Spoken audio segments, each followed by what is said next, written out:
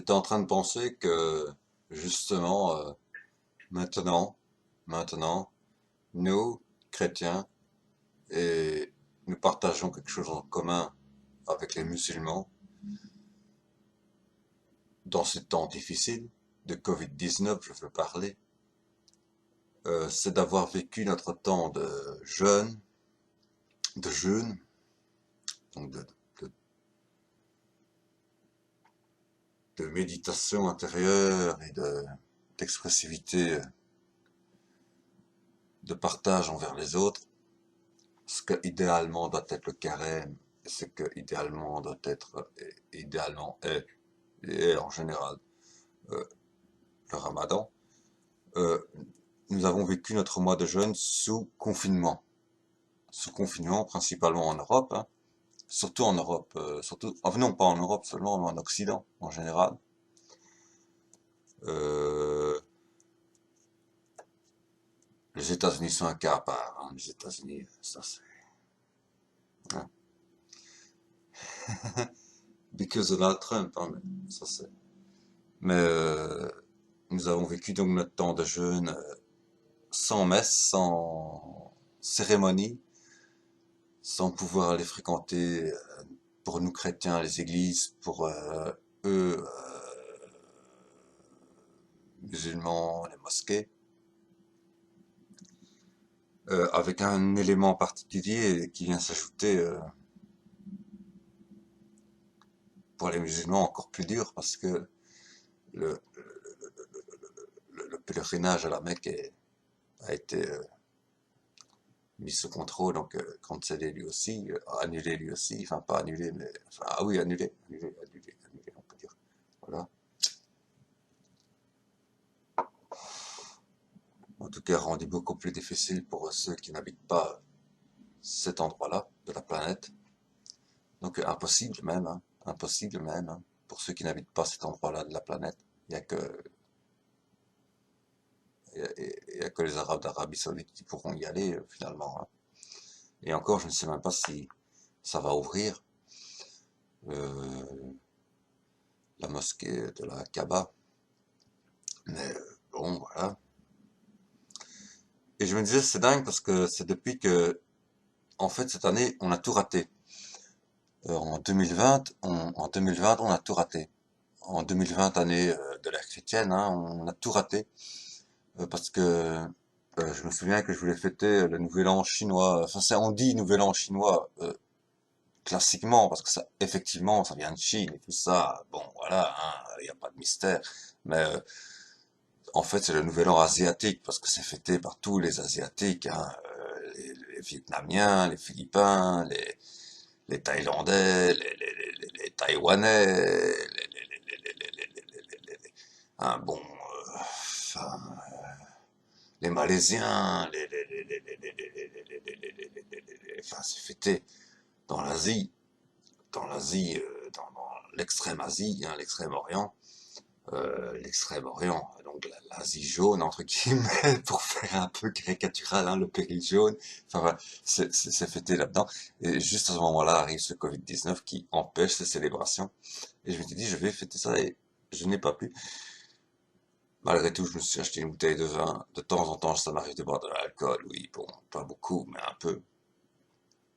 Euh, je me suis acheté une bouteille de vin avant, et le week-end même, où devait se passer là, parce que c'était aussi un week-end que ça tombait, comme la fin du Ramadan, euh, et le début du Ramadan, si je me souviens bien. Ah bah oui, normalement oui, hein, puisque ça suit les cycles lunaires, donc de 7 jours en 7 jours. Euh, pour le Ramadan, hein, je veux parler, hein. Mais donc, le nouvel an asiatique devait tomber un week-end, lui aussi, vendredi, samedi, dimanche. Vendredi, samedi, dimanche, hein, les 3 jours de fête. Et bien, malheureusement, c'est tombé à l'eau, et eux aussi n'ont pas eu cette chance.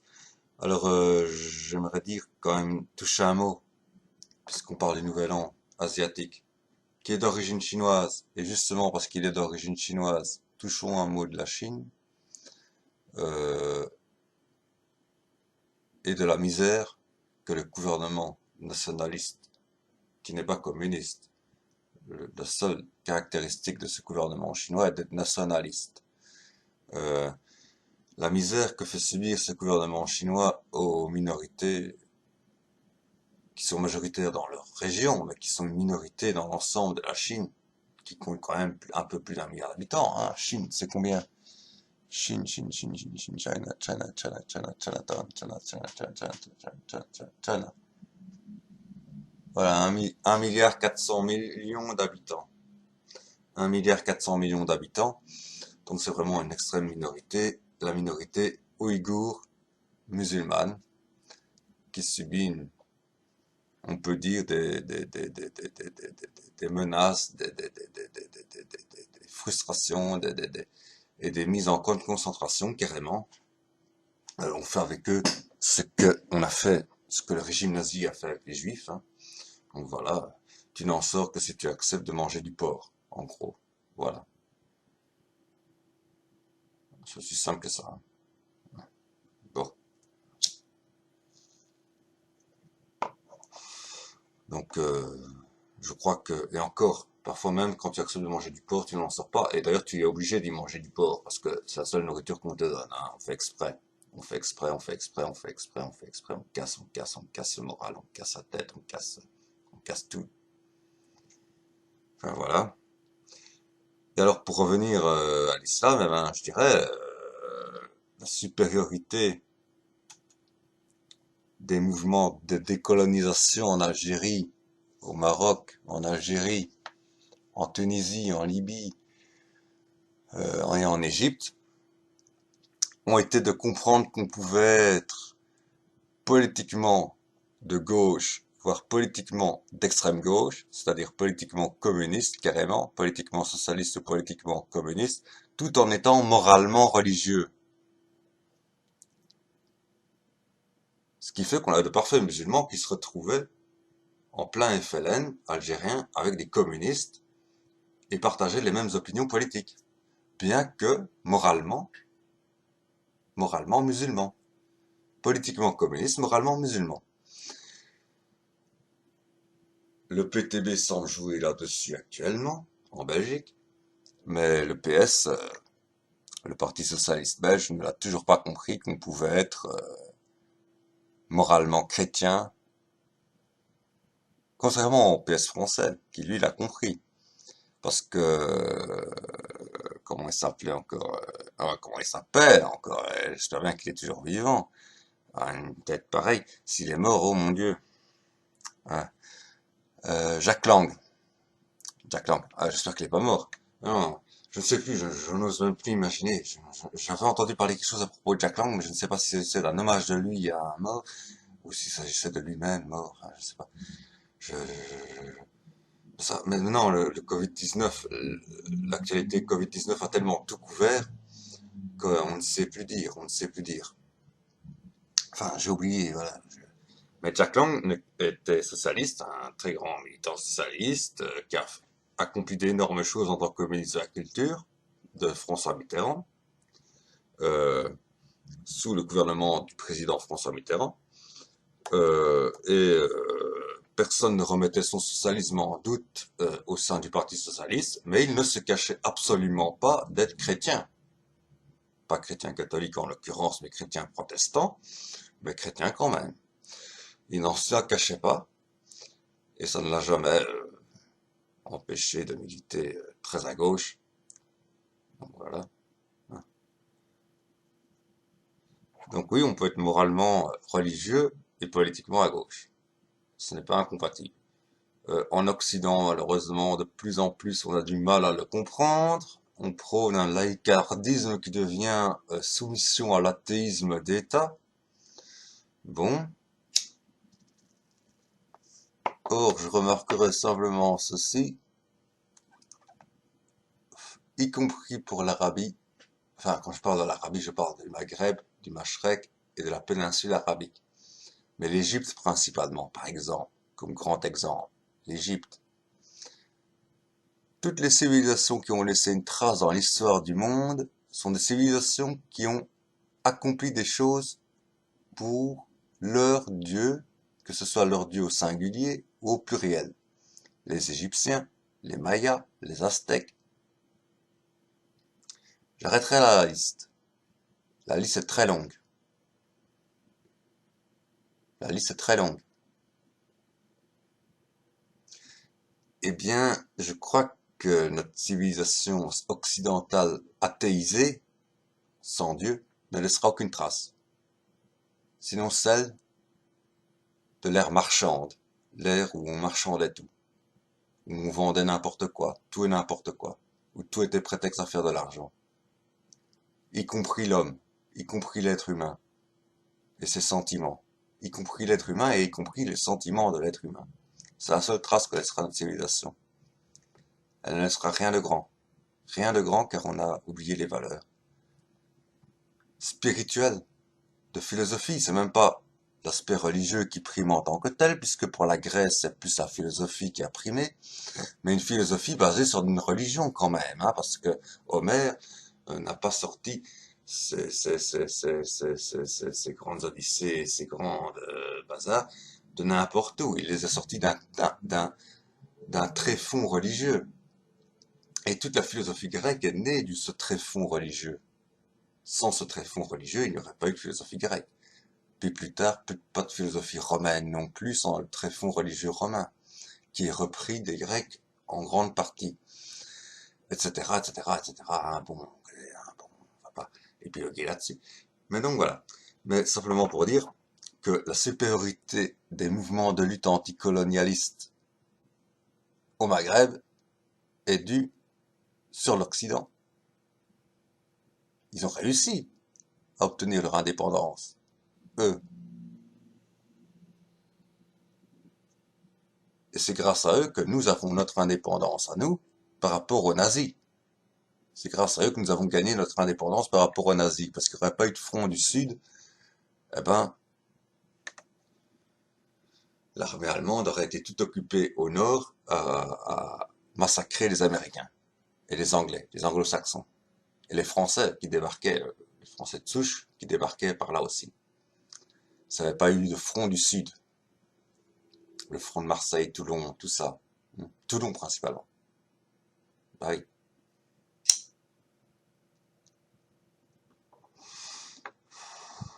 Et pendant que les soldats français faisaient les beaux à Paris lors du défilé avec Charles de Gaulle, défilé de libération, pendant ce temps-là, les soldats maghrébins des armées coloniales françaises, mais pas par colonisation, par choix personnel, se battaient à Strasbourg pour libérer l'Est de la France de l'emprise nazie.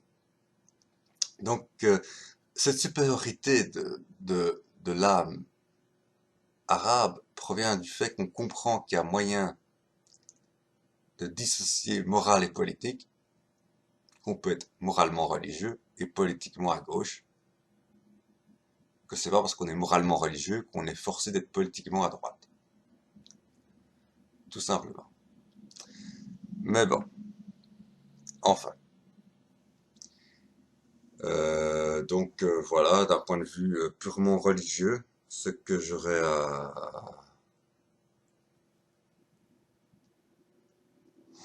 Mon message purement religieux, je dirais, voilà, le voilà, c'est simplement, ma foi, nous avons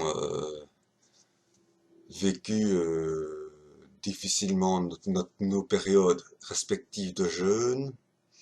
Et pour le nouvel an iranien, que je ne pense pas de conneries, parce que je pensais également fêter le nouvel an iranien. Et je crois que ça tombait le 21 mars. Non, j'hésite entre 21 mars et 21 juin. Ça, c'est con. Je ne sais plus. Je ne sais plus du tout. Je ne sais plus du tout. Je vais voir. Je vais voir. On va voir, hein. Bah, ça va être facile à voir, hein. Ça va être facile à voir. Alors, il va me le dire. Il va me le dire.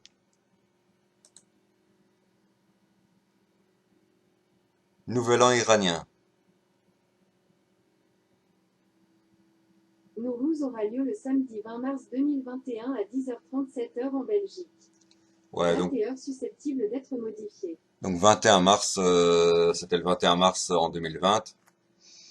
Donc voilà, hein, ça, c'est ça, hein, l'équinoxe de printemps. J'hésitais entre le solstice d'été et l'équinoxe de printemps. Ah ben, le nouvel an iranien, qui est fêté pas que par les Iraniens, mais également, paraît-il, par les Afghans et toute cette région de la péninsule, hein, et pas mal de cette région de la péninsule, les Pakistanais, certains Pakistanais et tout ça, donc si, hein, c'est pas seulement le nouvel an chiite, hein, c'est un nouvel an, bon, ça, c'est un nouvel an zoroastrien, disons-le clairement, d'origine de la pré-islamique. Et donc, qui est fêté effectivement avec le soleil, puisque ça fait le soleil, Zoroastre, le soleil.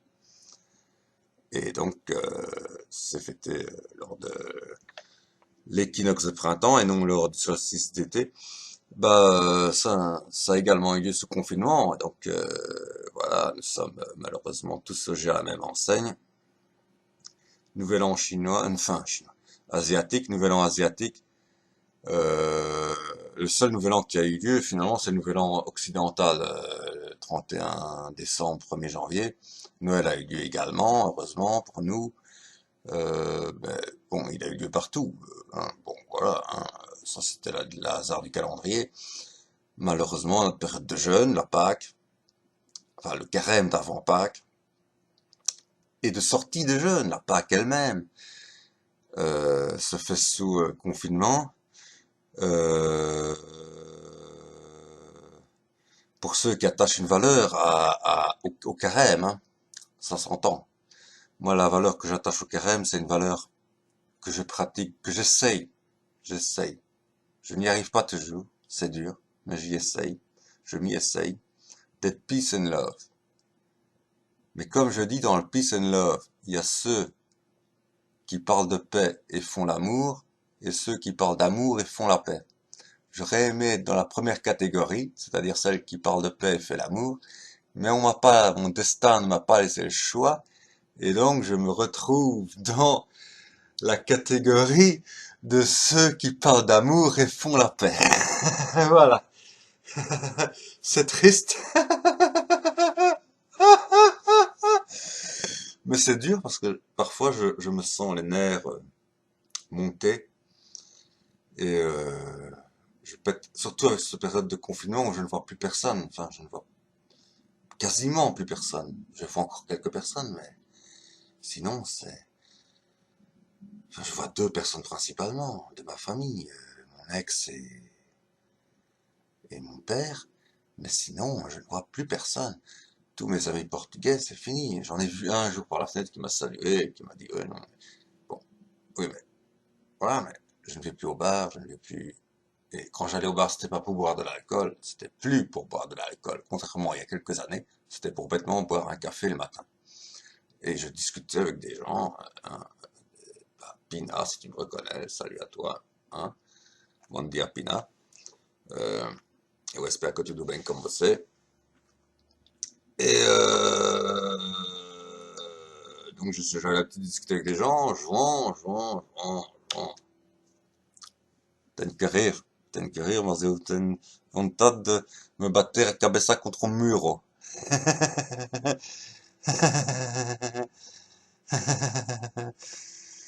Et donc voilà. Donc voilà, purement religieusement, voilà ce que j'ai à dire sur le Covid-19. Une autre vidéo politique suivra par après.